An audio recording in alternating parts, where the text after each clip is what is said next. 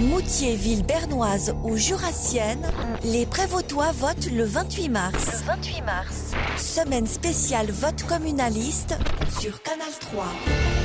Ce matin, nous donnons la parole au camp pro-bernois. Moutier Plus a été fondé pour cette votation communaliste.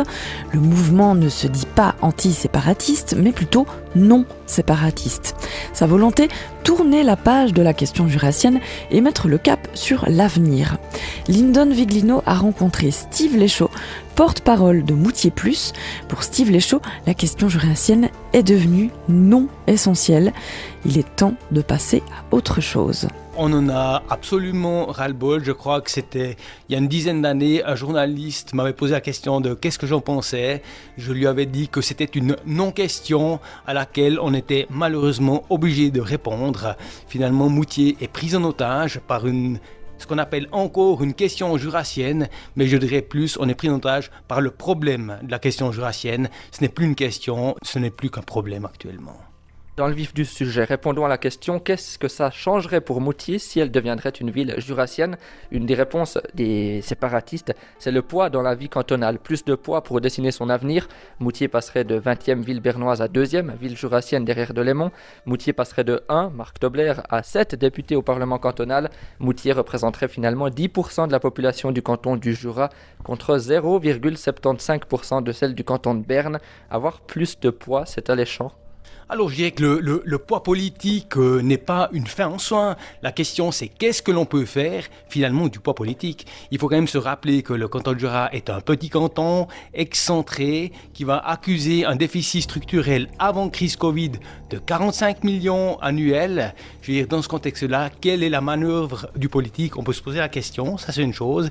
Et deuxième chose, il faut se rappeler quand même que Moutier, pour la 3e fois sauf erreur, sort lauréate du classement de l'Union et du commerce et de l'industrie au niveau du Jura bernois.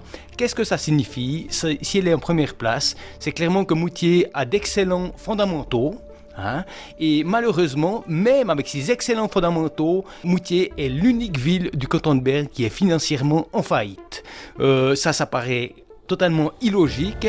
Cela démontre simplement qu'il y a du travail à faire dans notre région en tant que première ville du Jura bernois pour finalement faire honneur à cette première place avec le poids politique qui est le nôtre. Cette situation financière justement de Moutier, ça pourrait aussi être pris comme dans le canton de Berne ça ne fonctionne pas, autant changer les choses.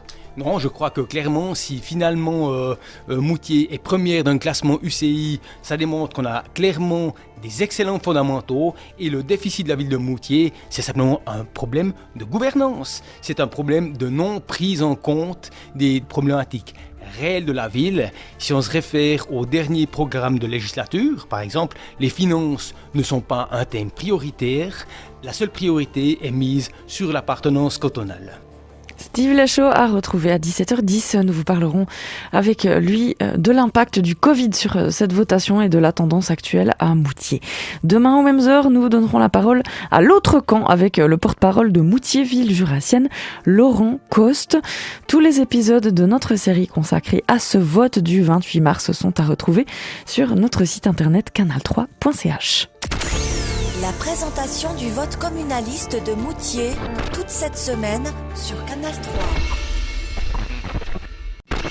Moutier, ville bernoise ou jurassienne, les Prévôtois votent le 28 mars. Semaine spéciale vote communaliste sur Canal 3.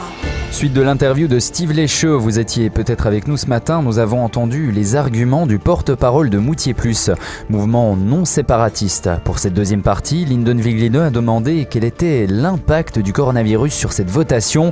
On retrouve Steve Léchaud.